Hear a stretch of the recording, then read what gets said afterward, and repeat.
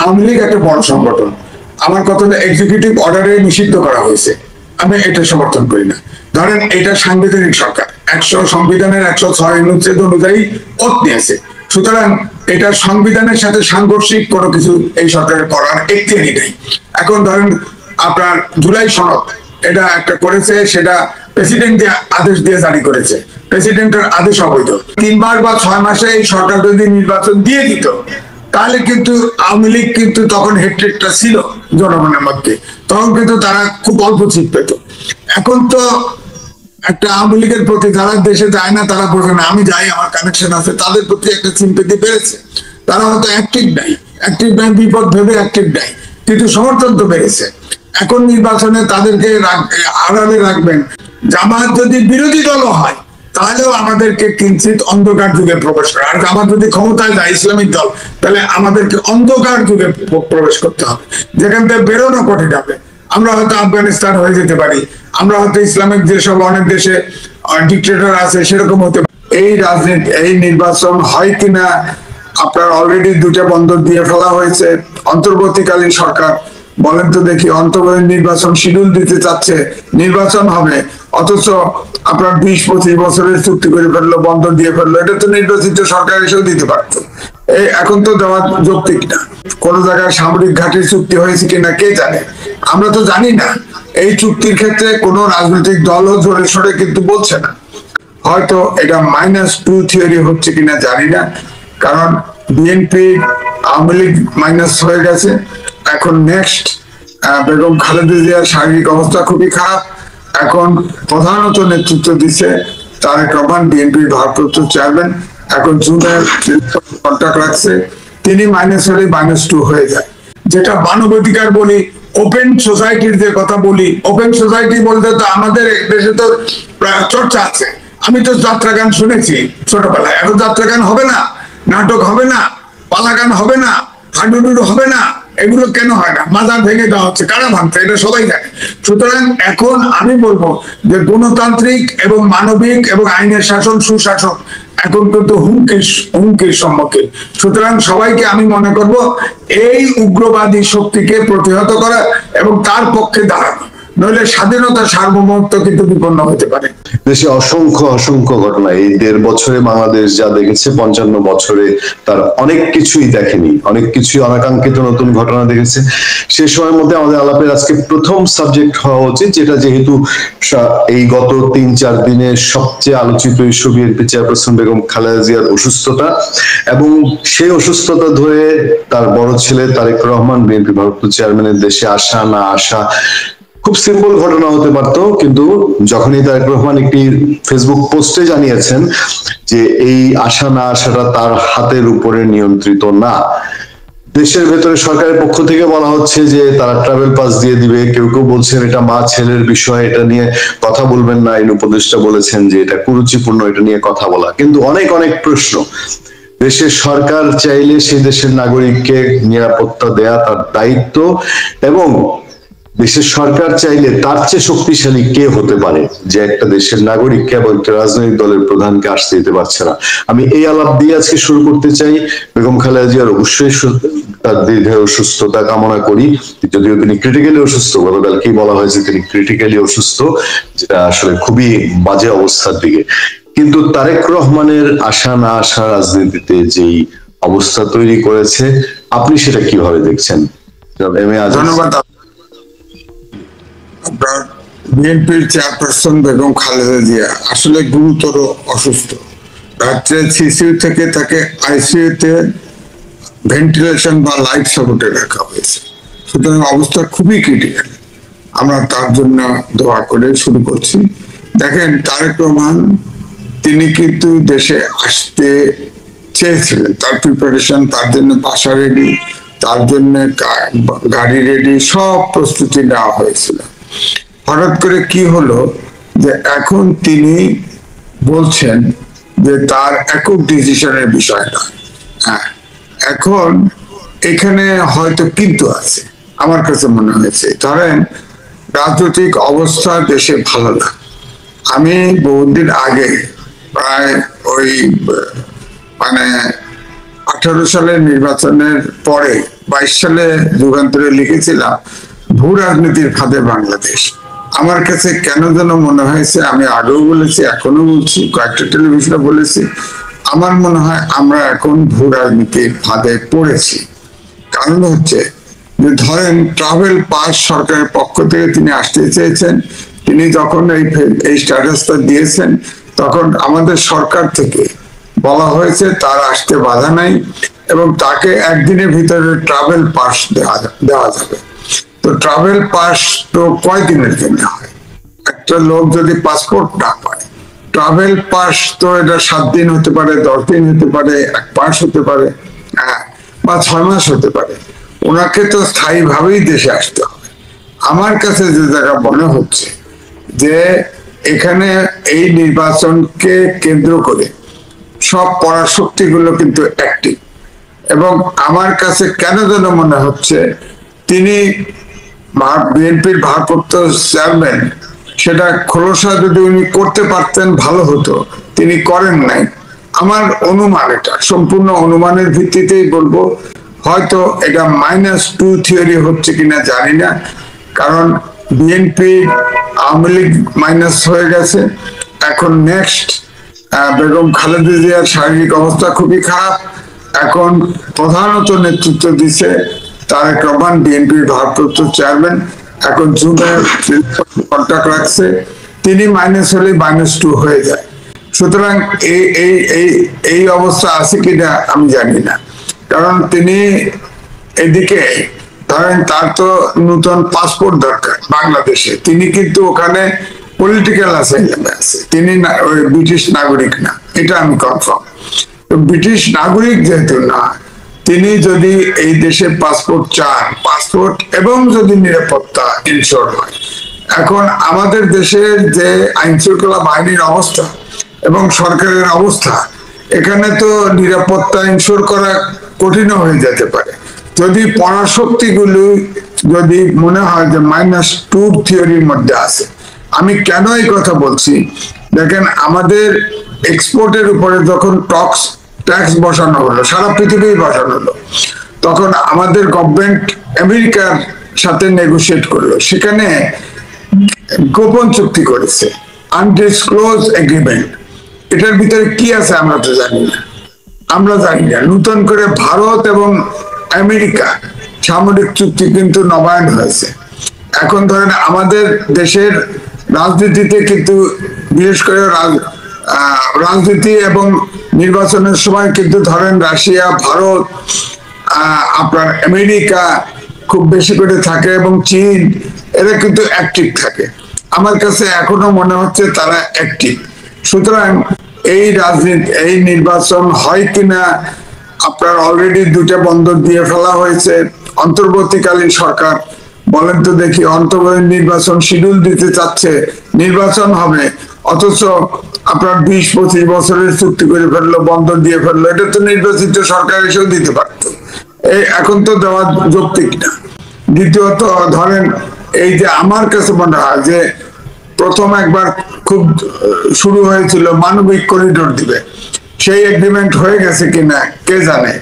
আবার 80টা দেশে আমেরিকার সামরিক ঘাঁটি আছে, তো আমাদের এই ভূখণ্ডে অর্থাৎ এশিয়ার মধ্যে সামরিক ঘাঁটি কিন্তু তাদের নাই।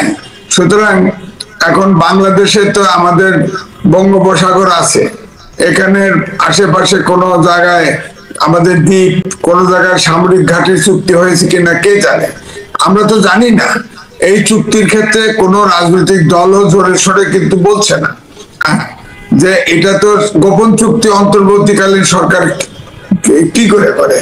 আমার মতে যে অভ্যুত্থানের যে শক্তিগুলো একজোটে এটার প্রতিবাদ এবং এটা আনডিসক্লোজটাকে ওপেন করার জন্য আপনার বলা উচিত ছিল, এবং যদি দেশের স্বার্থের বিরুদ্ধে হয় সেই এগ্রিমেন্ট তাকে বাতিল করার জন্য চাপ দেওয়া উচিত ছিল। কিন্তু আমরা জানি না, এগ্রিমেন্টে কিছু না থাকতে পারে, থাকতেও পারে, কিন্তু এই সরকার কেন গোপন চুক্তি করবে, এটি হলো আমার প্রশ্ন। দ্বিতীয়টা আপনার দেখেন, আমাদের যে বাংলাদেশ থেকে আপনার আমাদের যে এক উপদেষ্টা বিদেশে ভ্রমণ করতেছে, আমি শুনলাম যে 4 দেশ মিলে একটা বৈঠক হয়েছে, সেখানে আমেরিকা আছে, ভারত আছে, মিশর আছে, এরকম কয়েকটি 4টি দেশ।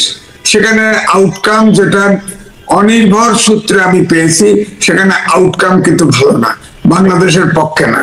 তারা ঘুরতেছে আপনার ঘুরতেছে বাংলাদেশের হয়তো কোনো পরিকল্পনা আছে, সেটাকে হয়তো সে পক্ষে আনার চেষ্টা করতেছে, কিন্তু সেটা হচ্ছে না। তো এখন এই সব কিছু মিলে আমার কাছে মনে হয় যে নির্বাচনটা কিন্তু অনিশ্চয়তার দিকে যাচ্ছে। বাংলাদেশে রিকশালাও জিজ্ঞেস করে উঠলে যে নির্বাচন হবে তো, এই সংশয় কিন্তু কাটেনি, কারণ নির্বাচনের সব স্টেক হোল্ডার কিন্তু সহযোগিতা করার কথা। আপনি দেখেন সরকারের ভিতরে অলরেডি আসিফ ভুইয়া বলে দিয়েছে যে এই সরকারের ভিতর থেকে অনেকে নির্বাচন করতে পারে। হ্যাঁ, তো নির্বাচন যদি করে, ধরেন 2 জন ছাত্র উপদেষ্টা আছে, তারা চলে আসলো, আরো 3-4 জন চলে আসলো, তো উপদেষ্টা পরিষদ তো আপনি ভেঙে গেল। তো সুতরাং উপদেষ্টা পরিষদ এবং জনশ্রুতি আছে যে এই সরকারই থাকবে না, অন্য আর একটা বসবে। এটা ভেঙে যাওয়ার পরে কি হয়, এটা নিয়ে একটা অনিশ্চয়তা। তো এগুলো প্রেডিক্ট করার বিষয়, সুতরাং এটা বলা যদিও ঠিক না, তবু আমি বলবো এই সংশয়টা বাজারে কাজ করছে, জনশ্রুতি জনমনে এইটা কিন্তু হয়েছে, এদিকে অচল হয়ে গেছে। আপনি দেখেন IMF এর সব শর্ত মেনে নেওয়ার ফলে বাজার ব্যবস্থা সব উন্নতি হয়ে গেছে, মধ্যবিত্ত নিম্ন মধ্যবিত্ত চলে গেছে, নিম্ন মধ্যবিত্ত হতদরিদ্রে চলে গেছে। আজকে বেকার বহু মানে কয়েক কোটি লোক বেকার হয়েছে বিশ্ব ব্যাংকের তথ্য অনুযায়ী। তো এখন ব্যাংক ডিফল্টার বাজেটের উপরে চলে গেছে, কোনো বিনিয়োগ নাই। বিশ্ব ব্যাংক ফোরকাস্ট করেছে আগামী বছরে জিডিপি গ্রোথ হবে 3.5%। যদি 3.5% জিডিপি গ্রোথ হয়, তাহলে তো এদেশে দুর্ভিক্ষ হবে। এখন নির্বাচন করে যাকে দায়িত্ব দেবেন, সে তো দেশ চালাতে মহাসংকটে পড়বে। সুতরাং সব মিলে আমি বলবো যে দেশটা এখন ঘোরতর বিপদে আছে। এটা পরিষ্কার সরকারের করা উচিত, এই সন্দেহ দূর করা উচিত। এই সন্দেহগুলি গোপন চুক্তিতে কি আছে বিশেষ করে এটা জনগণে প্রকাশ করা উচিত, কারণ গোপন চুক্তি অন্তর্বর্তীকালীন সরকার করা এটা একদমই আমার কাছে মনে হয়েছে অবিবেচনা প্রসূত। এখন এই গোপন চুক্তি যদি প্রকাশ না হয়, তাহলে কিন্তু আপনার এই সংশয় কাটে, এবং এই সরকারও আর আমার কাছে মনে হয় দেশের যে অর্থনৈতিক আইন শৃঙ্খলা পরিস্থিতি সব মিলে যে অবস্থা হয়ে গেছে, বেকারত্ব, অর্থনৈতিক অবস্থা সব মিলে আমার মনে হয় দেশ চালাতে পারবে না। নির্বাচন অবশ্যই দিতে হবে, নির্বাচন যদি না দেয় তাহলে কিন্তু রাজনীতিবিদদের হাতে হতা থাকবে বলে আমার কাছে মনে হয়। আপনি ভূরাজনৈতিক শক্তির কথা, ভূরাজনৈতিক পরিস্থিতির কথা বলেছেন। আমি শুধু একটা ছোট্ট আজকে সংক্ষিপ্ত অনুষ্ঠানে 2টা বিষয় আপনার কাছে একটু জানবো। সেটা হলো, শেখ হাসিনা 2-3 বছর আগে থেকে রেগুলারলি বলতেন যে সেন্ট মার্টিন দিয়ে দিলে বা বঙ্গোপসাগরে আমেরিকাকে অ্যাক্সেস দিলে তিনি ক্ষমতায় থাকতে পারবেন। আমরা তখন উড়িয়ে দিতাম, আমরা এগুলো বিশ্বাস করতাম না, বলতাম যে উনি তো এই ধরনের কথাবার্তা বলে বা এটা রাজনৈতিক প্রয়োজনে বলছে কিনা। তাহলে কি আজকে এসে সেই ধরনের বিষয় সত্য হচ্ছে? না, আমি কিন্তু মনে করি যে যেহেতু আনডিসক্লোজ এগ্রিমেন্ট করেছে, এটা প্রকাশ না করা পর্যন্ত আমার ভিতরে এই সন্দেহ আছে, এবং এই কথা সত্য হতে পারে। আমার কাছে এই সন্দেহ আছে। আমি তো জানি না ওই এগ্রিমেন্টে কি করে রেখেছে, কারণ আমেরিকা প্রত্যেকটা অঞ্চলে তার একটা ঘাঁটি দরকার, এই অঞ্চলে কোনো সামরিক ঘাঁটি নাই। এবং আপনি দেখেন ভৌগোলিক অবস্থান দেখে বাংলাদেশ কিন্তু সবচেয়ে গুরুত্বপূর্ণ জায়গা। এখানে যদি একটা সামরিক ঘাঁটি করতে পারে, তাহলে এই বেল্টটা কিন্তু আমেরিকার ওয়ার্ক করা সহজ হবে। সুতরাং এটা হতে পারে, এটা আমি কিন্তু উড়িয়ে দিচ্ছি না। বলেন। আসবে, আমি আরেকটা প্রসঙ্গে যেতে চাই। আমি গত কয়েকদিন ধরে খেয়াল করছি, বিশেষ করে ট্রাইব্যুনালে যখন রায় আগাচ্ছে আওয়ামী লীগের, শেখ হাসিনার, ইভেন গতকালকে টিউলিপ সিদ্দিকের রায় হলো, 2টা জিনিস খেয়াল করবেন। গতকালকে ব্রিটিশ এমপি টিউলিপ সিদ্দিকির বিরুদ্ধে বাংলাদেশে রায় হয়েছে। এর আগের দিন বাংলাদেশে কমিশন এই পিলখানা হত্যাকাণ্ডের জন্য কমিশন রিপোর্ট জমা দিয়েছে এবং আরেক পরাশক্তি ভারতকে দায়ী করেছে সেখানে। এই দুইটা বিষয় কি খুব সিগনিফিকেন্ট না? এটা তো নিশ্চয়ই একটি সরকার এবং দীর্ঘমেয়াদী কোন সরকারের সময় এই ধরনের ঘটনা হয়ে থাকে যে দুটি বড় বড় রাষ্ট্র, পরাশক্তি তুল্য দুটি রাষ্ট্রের সাথে এই ফাইট করা। ডক্টর ইউনূস বলছেন যে নির্বাচন না দিলে থাকতে পারবেন না, নির্বাচন না দেওয়ার মতন অবস্থা নাই নড়বড়ে, কিন্তু এই জিনিসগুলো বাংলাদেশের জন্য দীর্ঘমেয়াদী আন্তর্জাতিক ক্ষেত্রে কোনো প্রভাব ফেলবে কিনা? না দেখেন, বিশ্বায়ন যুগে কোনো দেশ কিন্তু এতিম না, নাইলে ভারত মালদ্বীপ থেকে হাত গুটিয়ে আসতে পারবে না। ভারতের এই সাবকন্টিনেন্টের কোনো দেশের সাথে কিন্তু সম্পর্ক নেই। এবং পিলখানা হত্যাকাণ্ডে যে তদন্ত হয়েছে, এই তদন্তে এই মুহূর্তে তদন্ত রিপোর্ট প্রকাশ না করেও আমার মনে হয় যে এটা নির্বাচন দিয়ে নির্বাচিত সরকারের উপরে ছেড়ে দেওয়া উচিত ছিল। এটা খুব টাচি ইস্যু, কারণ ভারত ইনভলভ। আমিও আগে বলেছি পিলখানা হত্যাকাণ্ডে ভারত জড়িত থাকতে পারে, পরাশক্তি শক্তি থাকতে পারে। এখন তদন্তে যে ভারত ইনভলভ নাই, এটাকে কিন্তু উড়িয়ে দেওয়া যাবে না। কারণ আপনি দেখেন ওই পিলখানাতে সবচাইতে চোস্ত অফিসার গুলোকে একত্রিত করে তাদেরকে বের ফেলে দেওয়া হয়েছে। সেখানে আমাদের 3 জন সাংবাদিকও কিন্তু এই তদন্তে তাদের নাম এসেছে। সুতরাং ওখানে নিউজ করার ক্ষেত্রে যে অ্যাক্টিভ রোল প্লে করেছে, আমরা কিন্তু তখনই বলছি যে এইটাকে এত কমেন্ট করা হয় কেন। তো এই জন্য আমাদেরও 3 জন কিন্তু আমার এই দোষী সাব্যস্ত হয়েছে। সুতরাং সব মিলে তদন্ত রিপোর্ট হয়েছে। এটা তো ধরেন ভারত এখানে ইনভলভ, তদন্তে দেখানো হয়েছে, সাংবাদিক 3 জন দেখানো হয়েছে। নিঃসন্দেহে এটা ভেরি গুরুত্বপূর্ণ ইস্যু।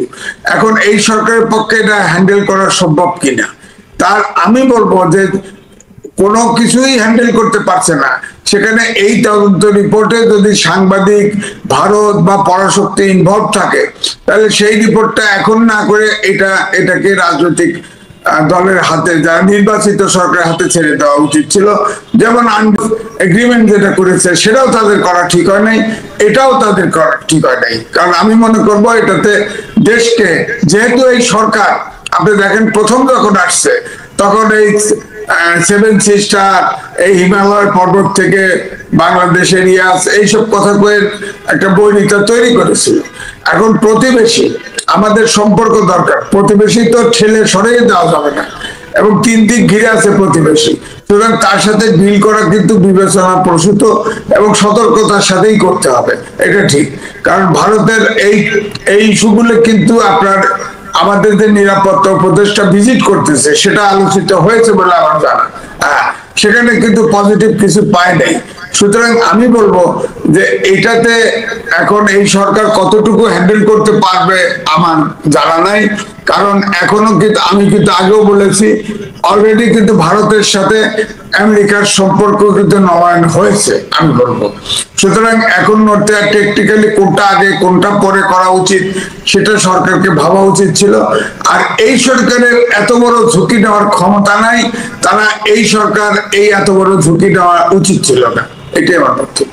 আজকে একটা গুরুত্বপূর্ণ ইস্যু দিয়ে শেষ করবো, মাঝে শুধু একটু ছোট্ট করে জেনে নিতে চাই, আমাদের নিরাপত্তা উপদেষ্টা খলিলুর রহমান সাহেবের যে ছোটাছুটি আন্তর্জাতিক পর্যায় থেকে আমরা স্পষ্টত দেখি যা বলা হচ্ছে যে অংশগ্রহণমূলক নির্বাচন, এই সরকারের পক্ষে আওয়ামী লীগ বিহীন বা অংশগ্রহণমূলক একটি নির্বাচন কি সুষ্ঠুভাবে করা সম্ভব? এবং দেশি বিদেশি যা দৌড়াদৌড়ি ছোড়াছুটি দেখছি, মজিদ দোভালের সঙ্গে খলিলুর রহমানের মিটিং, তিনি নাকি দোহায়ও গিয়েছেন, আমেরিকান রাষ্ট্রদূতের সঙ্গে মিটিং, এইসব প্রেক্ষাপট কি সরকার কতটা চাপে আছে? তারা কি যতটাই যাচ্ছে আওয়ামী লীগ বা আওয়ামী লীগের ইস্যুটা তারা কিভাবে ডিল করতে যাচ্ছে বলে আপনি মনে করছেন?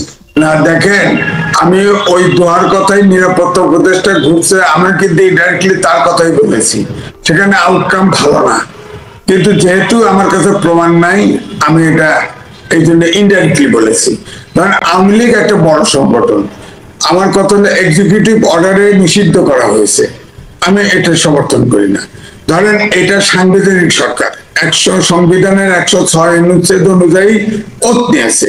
সুতরাং এটা সংবিধানের সাথে সাংঘর্ষিক কোনো কিছু এই সরকারের করার এখতিয়ারই নেই। এখন ধরেন আপনার জুলাই সনদ, এটা একটা করেছে, সেটা প্রেসিডেন্ট দিয়ে আদেশ দিয়ে জারি করেছে। প্রেসিডেন্টের আদেশ অবৈধ, কারণ সংবিধান জীবিত আছে। সংবিধান জীবিত থাকতে চিফ অ্যাডভাইজার হোক, প্রেসিডেন্ট হোক, কেউ কোনো আদেশ দিতে পারে না। এটাতে আবার নির্বাচনে দিলে তো না ভোট জয় করতে হবে। আমার ধারণা। কারণ নো কনফিডেন্স সব উধাও করে দিছে, 84টা সংস্কার 3 দফার মধ্যে নিয়ে আসে, বলেন আপনি আমি ভোট দেবো কি করে? আমার তো আপত্তি থাকতে পারে। এখন তার ভিতরে হানা ভোট দিতে হবে, হানা ভোট দিতে গেলে তো সব ধরেন বিএনপির সমর্থন না দিয়ে দেবে। আওয়ামী লীগের ভোট তো যারা এখন দেশে আছে তারা তো জন্মগত ভোট দেওয়ার অধিকারী, তারা যদি ভোট দিতে আসে তারাও না ভোট দিয়ে দেবে, এই না ভোট তো ফেল করবে। আর এটা অবৈধ, এমনিতেও অবৈধ। এটা যেটা উচিত ছিল সেটা হলো সব দল সমঝোতা করে সমঝোতা এগ্রিমেন্ট হতে পারত, এরপরে আলটিমেটলি সংসদ ছাড়া তো এটা অ্যামেন্ড করা সম্ভব না। আর সংবিধানের সাথে সাংঘর্ষিক কোনো কিছুই, কোনো আপনার গণভোট বলেন আর এমনি প্রয়োগ বলেন, এটা পারে না। এবং এই সরকার এটা করছে। তা আমি যেটা বলছিলাম যে আপনার প্রশ্নে, যে আওয়ামী লীগকে ধরেন এটা সাংবিধানিক সরকার, সংবিধানে আছে একটা সংসদ যদি সময় পার হয়ে যায় বা সংসদ না থাকে 3 মাসের ভিতরে নির্বাচন, 3 মাসে কোনো সমস্যা থাকলে 6 মাসের মধ্যে নির্বাচন। কারণ 3 মাস বা 6 মাসে এই সরকার যদি নির্বাচন দিয়ে দিত তাহলে কিন্তু আওয়ামী লীগ কিন্তু তখন হেট্রেটটা ছিল জনগণের মধ্যে, তখন কিন্তু তারা খুব অল্প সিট পেত।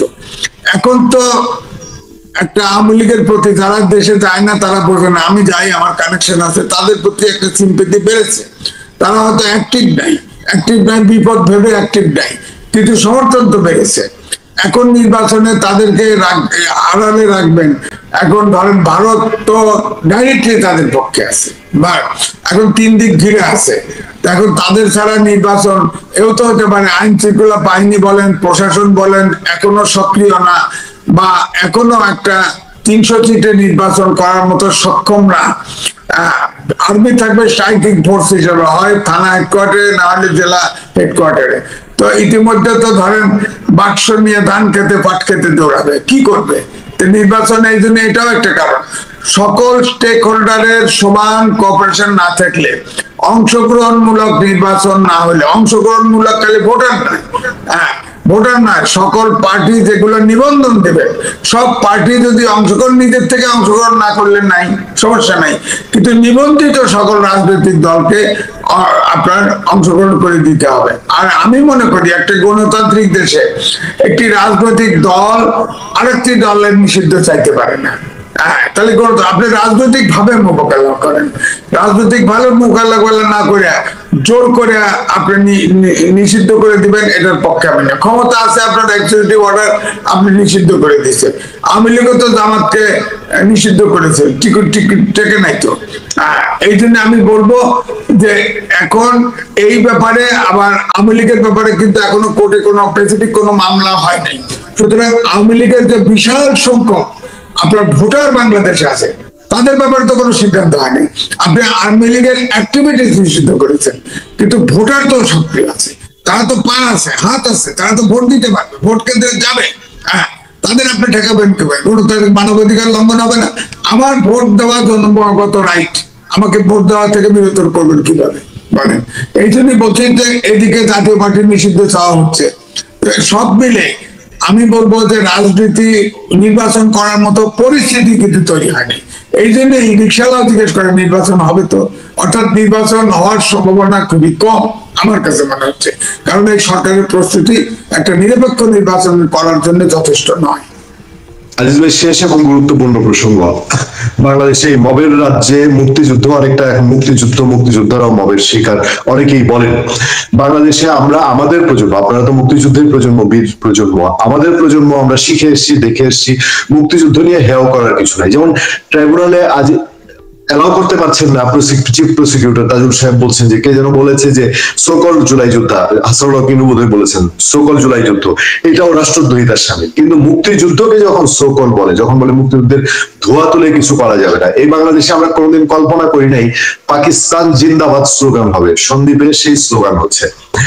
এই সিচুয়েশনে কেন মুক্তিযুদ্ধ, একটা সরকার আসছে, সরকারের তো মুক্তিযুদ্ধকেই সবচেয়ে বেশি প্রায়োরিটি দেওয়ার কথা, কিন্তু মুক্তিযুদ্ধকে কেন প্রায়োরিটি কম দিয়ে এই এত সব আয়োজন, এটার মূল উদ্দেশ্যটা কি?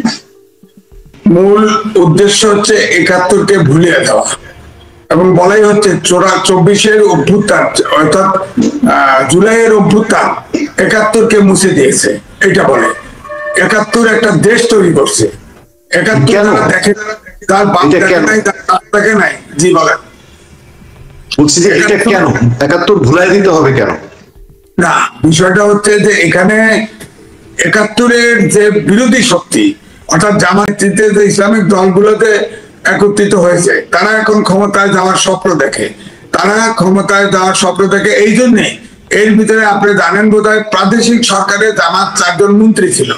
তারা আনুষ্ঠানিকভাবে রেজুলেশন নিয়ে পাকিস্তান হানাদারি বাহিনীকে সাহায্য করার চুক্তি করেছিল, সিদ্ধান্ত নিয়ে তাদেরকে সাহায্য করেছে এবং আমাদের মা বোনকে ধরে নিয়ে দিয়েছে, শত হত্যাযজ্ঞ, খুন গুম সবই করেছে তারা।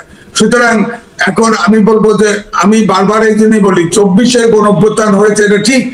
24-এর গণঅভ্যুত্থানের যদি বিচার হয়, 71-এর গণহত্যার বিচার হবে কেন? হবে না কেন? অনেকেই বলেন মাপ চায়, আপনি বলেন গণহত্যার কোনো মাপ হয়? মাপ হতে পারে না। সুতরাং 71 যে মানবে না, তার এই দেশে রাজনীতি করার অধিকার থাকা উচিত নয়।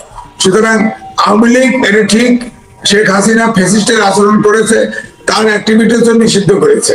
আমি কিন্তু ব্যক্তিগতভাবে মনে করি কোন রাজনৈতিক দল বা সরকার তার অ্যাক্টিভিটিস নিষিদ্ধ করুক, এটা আমি চাই না। গণতান্ত্রিক দেশে এটা কেউ চায় না। তাকে রাজনৈতিক ভাবে মোকাবেলা করার সুযোগ ছিল, সে ট্রেন মিস করেছে। এখন রাজনৈতিক আওয়ামী লীগ যে পর্যায়ে গেছে, তাকে তো আসলে রেজিস্ট করা খুব কঠিন। এদিকে অভ্যুত্থান যারা করেছে সহযোগী শক্তি, তাদের ভিতরে দুইটা বিভক্ত। ক্ষমতায় কার অংশগ্রহণ কত বড় হবে এটা নিয়ে প্রতিযোগিতা। এই প্রতিযোগিতায় এখন দক্ষিণপন্থী অর্থাৎ ইসলামিক দলগুলো বাতাসরা দিয়ে করছে। ইতিমধ্যে 200 মাজার ভেঙে দিছে। আপনার নাটক, যাত্রা গান, থিয়েটার, গান, বাদ্য এগুলো আর হবে না, এরকম একটা পরিস্থিতি তৈরি হয়ে গেছে। এখন আপনি এর বিরুদ্ধে বলবেন, সাথে সাথে বট বাহিনী, ধরেন এই যে আমার লাখ লাখ বট বাহিনী আমার পিছে লেগে যায়। জামাতের বিরুদ্ধে কথা বললেই সমানে এটার প্রতিক্রিয়া শুরু হয়ে যায়। সুতরাং এটা কি করে সরকার? তো এই অবস্থাটাকে আপনি দেখেন, এনসিপি এবং জামাত যা বলে সেই দাবি মানে সরকার, কিন্তু অন্য দাবি মানে। ধরেন বিএনপি বৃহৎ দল, বিএনপি কিন্তু সারি দিচ্ছে, তারা খালি ইলেকশনে ঢুকে যেতে চায়। কিন্তু জামাত এখন দেখেন তাদের ধারণা, যত তাদের রাজনীতি আছে, সব রাজনীতি বাস্তবায়ন করছে। আপনি দেখেন খেয়াল করে, এটা কোনো গান, যাত্রা, পালা গান, কবি গান করা যাবে না।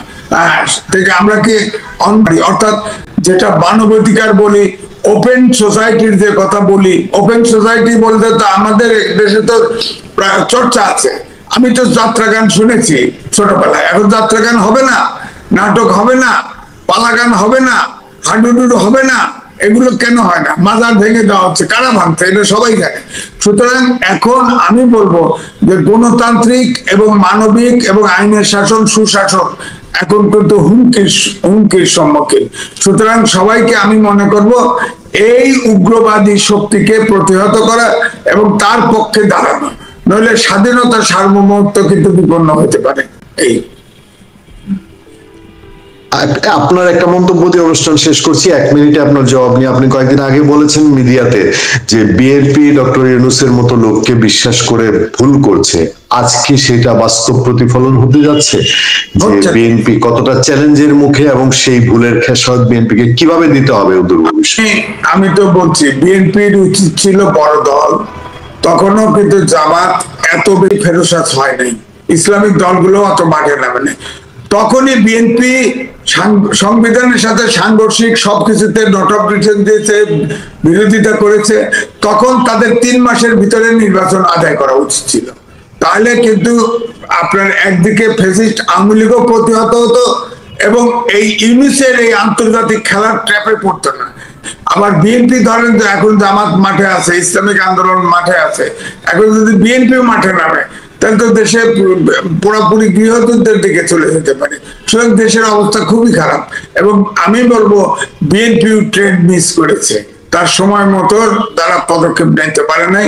আর সরকার তো ইচ্ছে করেই প্ল্যান করেই নেয় নাই। এখন যে অবস্থা আমার কাছে মনে হচ্ছে এই জায়গাটাই এই সরকার নিয়ে আসার জন্য যত দূর যদি কিন্তু দিয়ে সবকিছু বলে। এখনো বলেন নির্বাচন বলছে 1 ডিসেম্বর হবে, এখন এটাকে নিয়ে গেছে 2 ডিসেম্বর। এরপরে অনির্দিষ্টকাল, এই কারণে নির্বাচন করা সম্ভব হলো না। বা একটা এমন একটা সিচুয়েশন তৈরি করে দিল যাতে নির্বাচনই হলো না, হতে পারে এরকম।